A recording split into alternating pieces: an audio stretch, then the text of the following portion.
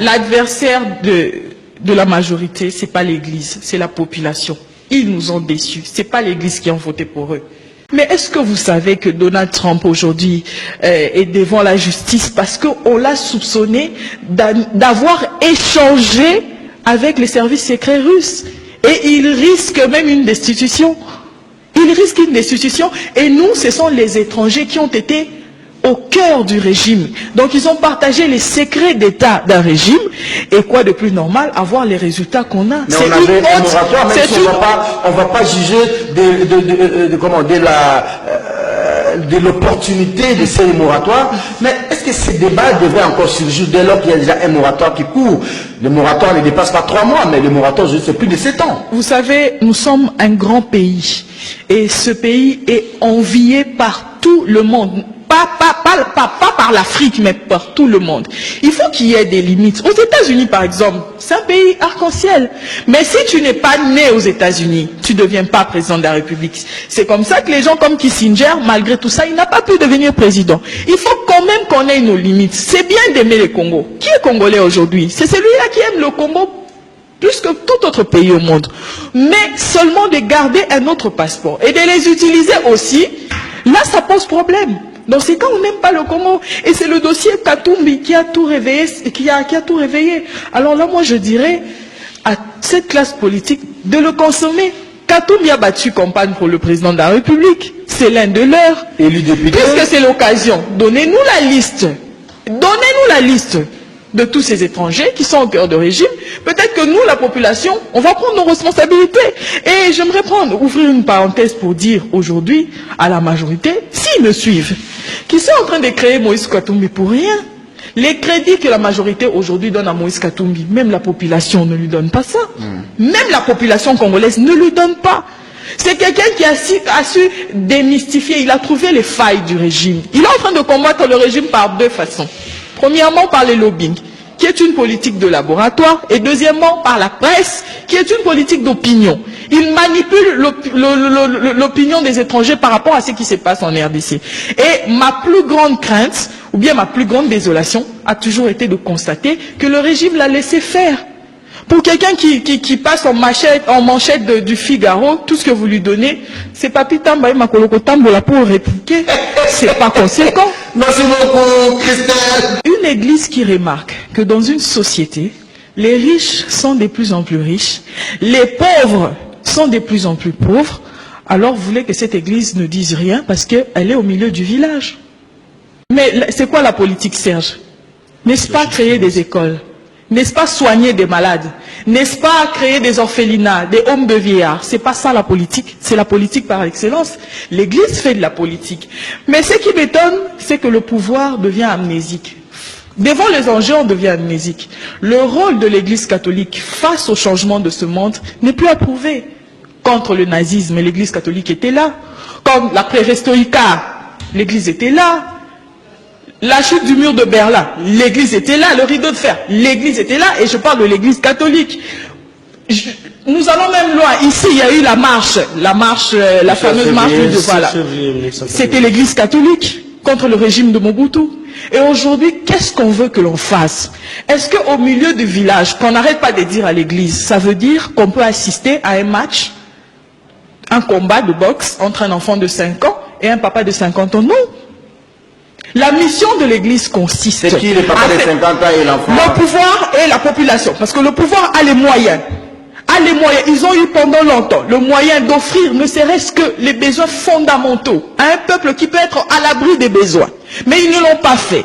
Pour nous qui avons vécu avec les prêtres, qui avons été encadrés par les prêtres, ce sont des gens méthodiques. Ils ne font pas des choses comme ça. Ils sont allés, ils ont tout essayé. Mais quand ils parlaient de plan B, vous pensez que c'était quoi le plan B? C'est le réveil de la nation. Il faut se réveiller. Ils ont tout épuisé. Ils ont senti que nous sommes face à un régime qui ne veut pas partir. On ne vous demande pas de partir ou de fuir, non. On vous demande seulement de laisser les autres travailler. La moindre de choses. Nous sommes en démocratie.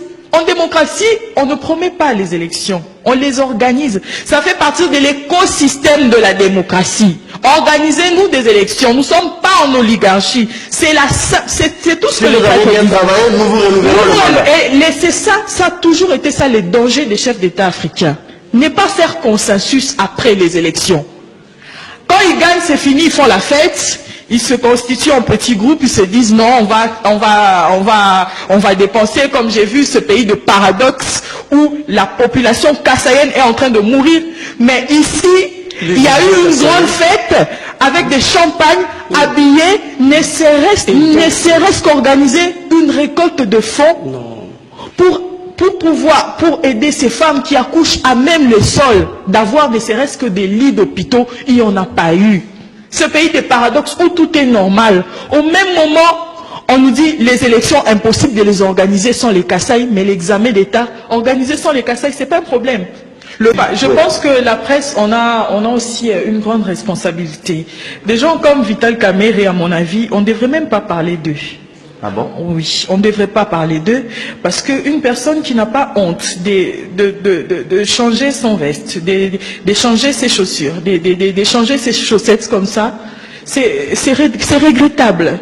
Il n'y a pas très longtemps, c'est lui qui a donné le caviar. Au moment où il y avait un semblant d'unité dans le rassemblement, on comptait sur lui pour faire bloc, pour obtenir quelque chose de meilleur par rapport à leurs adversaires. Mais Vital Kamerhe s'est vendu à vil prix. Et je me souviens, ce jour-là, il brandissait les papiers, il disait, le papier, il disait que les autres ont choisi la guerre, nous on a choisi la paix, mais mon Dieu. Et par honnêteté intellectuelle et par la jeunesse qui croit en moi, je m'abstiens de parler de Vital Kamerhe. Je ne veux pas. Je ne parle pas de Vital Kamerhe. Très bien. Alors, vous pensez que... Serge, si vous m'avez entendu une année passée, je disais que lorsque les prémices sont mauvaises, les résultats les sont aussi. C'est clair. Nous sommes devant quelle situation? Nous sommes devant une situation où des gens ne veulent pas quitter le pouvoir.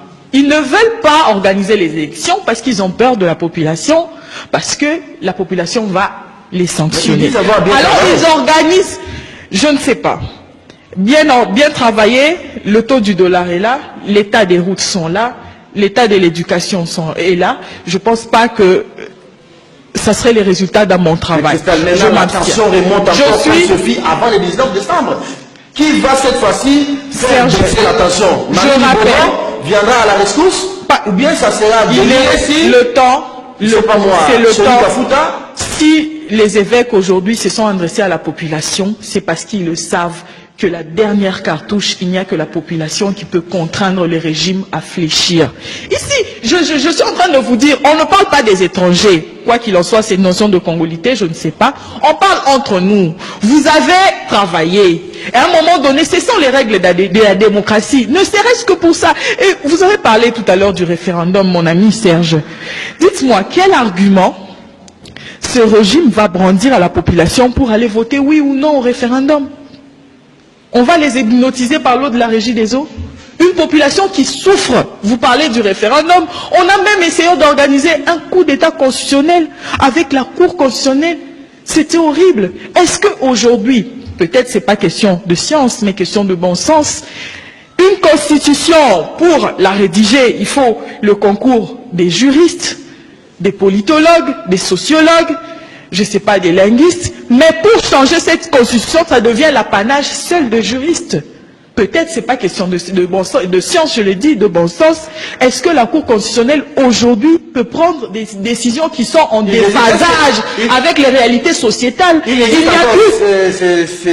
n'y a qu'une seule réalité sociétale, c'est que le peuple veut une alternance.